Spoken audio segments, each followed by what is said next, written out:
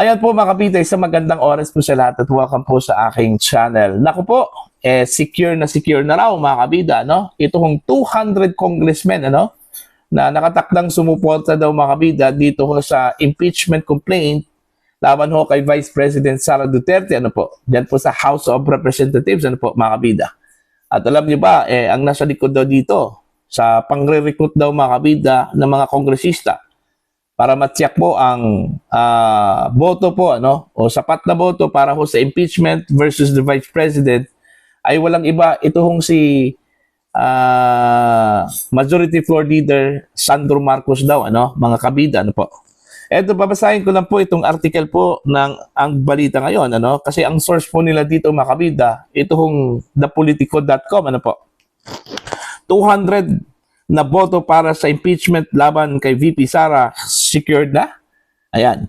Lumabas ang ulat na maaring umabot sa humigit kumulang 200 na mambabatas ang nakahandang sumuporta sa panibagong impeachment complaint laban kay Vice President Sara Duterte sa umano'y inisyatibang pinangungunahan ni Sandro Marcos. Ayon sa ulat ng politiko, sinasabing aktibo umano ang House Majority Floor Leader sa pakikipag-usap sa mga leader ng iba't ibang partido upang matiyak na may sapat na bilang ng boto para umusad ang proseso ng impeachment sa House of Representatives of the Philippines. Ayon sa isang source na tinutukoy bilang scooper, Sandro has been talking to party leaders, negotiating support, and making sure the numbers are there. Okay? Nakikipag-usap si Sandro sa mga leader ng partido, nakikipagnegosasyon ng suporta at siniguradong kompleto ang bilang ng mga boto. Isa sa mga sinasabing mahalagang grupo ng mga mambabatas ay ang National Unity Party, ang itinuturing na ikalawang pinakamalaking partido sa Kamara na may humigit kumulang 40 mga miyembro. Noong nakarang buwan, sinabi ng ilang opisyal ng partido na malabong suportahan ang impeachment laban kay VP Sara Duterte kung walang bagong ebidensya. Gayunman, ayon sa ulat, maaaring nagbago ang posisyon ng ilang miyembro matapos umano ang mga pag-uusap sa loob ng Kamara. Ayon sa isa pong source ng politiko, NUP members were allegedly assured that projects affected by recent budget cuts, including financial assistance and infrastructure projects, would continue. Ayun, eto na naman, ipinambala na naman po mga kabida, no? Ito hong budget po para sa mga mababatas, ano, mga kabida. Umano'y tiniyak sa ilang miyembro ng NUP na magpapatuloy ang mga proyektong naapektuhan ng mga pagbawas sa budget, kabilang ang mga financial assistance at mga infrastructure project. Dagdag pa umano ng source, okay? The message was clear.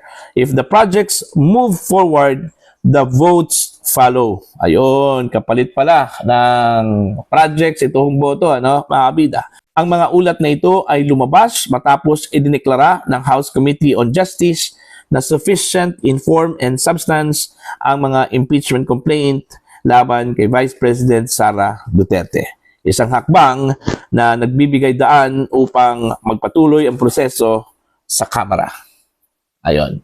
So mayroong galawan po dyan sa House of Representatives po, ano, mga kabida. At ayon po sa report ng politiko, ang nanguna daw dito itong anak mismo ng Pangulo, ano, ang majority leader po dyan po sa House of Representatives. Para masiguro lang po itong sapat na boto daw, ano, para ho sa impeachment laban ho sa Vice Presidente po ng Pilipinas, ano po. Actually, inaasahan na po yan, ano, mga kabida.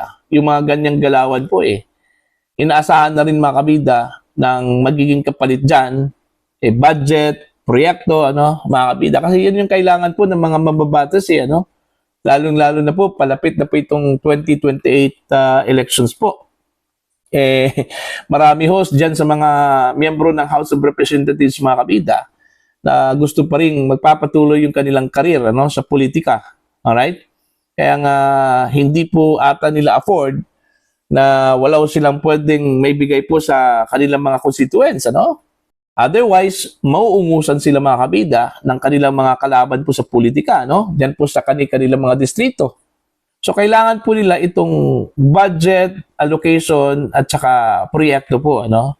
Although marami hong mga haka-haka po, ano, baka hindi po uusad po itong impeachment, ano, against the Vice President, pero mas nanaig po yung inisyatibo, ano, na baka ito po ay papasa dyan po sa House of Representatives at gugulong po ito papuntang Senado, ano, mga kabida, ano po. Okay? So, expected na po yan. Okay? Na talagang gugulong yan dyan po sa House of Representatives, ano, mga kabida, yung impeachment proceedings po. Okay? Ang inaasahan na lang po, ano, mga kabida, ng mga taga-suporta po ng Vice Presidente, na pagdating dyan sa Senado, mga kabida, magkakaroon po ng advantage po, no? Ito kung si Vice President Sara Duterte, ano po.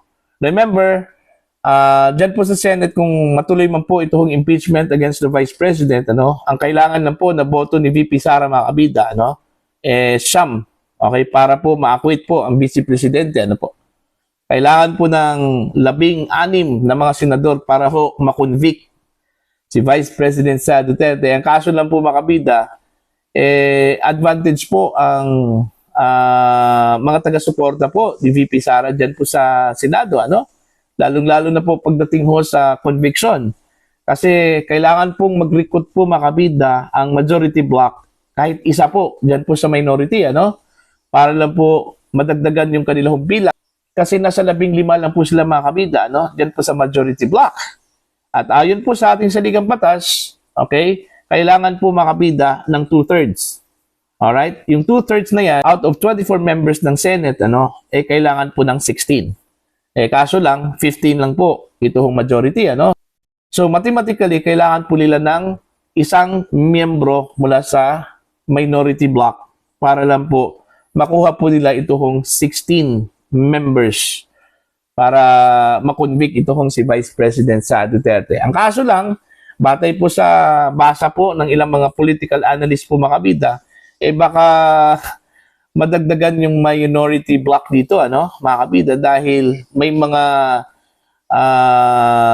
miyembro ng majority bloc na posibleng papanig po, ano, sa acquittal po ni Vice President Sara Duterte, ano. Meron po mga hostile senators dyan, ano, mga kabida. Okay? Possibly, ang buboto para ho sa acquittal, ito hong si Senator J.V. Ejercito po, ano, ng majority bloc. Possibly, ito hong si Senator Loren Legarda, no, mga kabida. Okay? Possibly, ito hong si Senator Pia Cayetano. So, tatlo na po sila. Okay? So, mababawasan po, mga kabida, ito hong majority, ano. So kahit sa anggulo po, mga kabida, ma-minority man o ma-majority man, ano, mga kabida, panalo po. Okay? Acquit po itong si Vice President Sara Duterte, ano? Kaya nga, sa tingin po ng mga supporters po ng Vice Presidente at ng mga Duterte po, ano, mga kabida, ang battleground talaga, dyan po sa Senate, hindi po dyan sa House of Representatives. Okay? Kasi unang-una, gaya ng sinabi ko po kanina, mga kabida, inaasahan na po yan, ano, na talagang papasayan dyan sa House. Kasi baluarte yan ng administrasyon po, ano, mga kabida, yung House of Representatives. Kaya walang aasahan po si Vice President Sara Duterte dyan, ano, mga kabida. Okay? So, ang totoong battleground, ang totoong labanan po, dyan po sa Senado, mga kabida. Okay? Kahit na po ma-impeach ang Vice Presidente dyan sa House of Representatives, ano, malaki pa rin ang chance, mga kabida, pagdating ho dyan sa Senado during the trial. Alam naman po natin, ano, mga kabida, na wala talagang ebidensya against the Vice President. Ano, kahit saang mga articles po, pagbabasihan po natin, kahit na doon ho sa confidential funds na sinasabi ho nilang graft and corruption daw, ano, mga kabida, kahit na po sa bagong ebidensya daw, ano, na gagamitin po ng prosecution, ito hong pahayag po ni Ramil Madriaga, ano, mga kabida, walang basihan po yun, ano. Kahit na po yung death threat, di umano, ng Vice Presidente against the President, the First Lady, at dating House Speaker dyan po sa House of Representatives, walang basihan din yun, ano, mga kabida. So, ang mangyayari dyan, parang nag-forum shopping lang po itong mga complainants, itong prosecution po dito, mga kabida, nagbaka sakali lang po. Baka naman po masilat ang vice presidente po, mga kabida. Diba? So, abangan na lang po natin kung hanggang kailan po, matatapos yung proceedings dyan sa House of Representatives. Kasi, yun nga hindi po interesado po ang kampo ng mga Duterte dyan po sa House. Kasi alam po nila, mga kabida, na matatalo po sila sa House of Representatives sa pamamagitan po ng bilang po, Pero numbers game din, pagdating ho sa boto po ng mga senador, mga kabida. So para po sa inyo, ano po ang inyong opinion at pananaw po dito, Please comment down. Sa mga hindi pa po subscriber po sa akin channel, please subscribe, just click the subscribe button, click the notification bell, click all para updated po kayo mga kabida sa aking mga uploads. Maraming salamat po sa inyo lahat.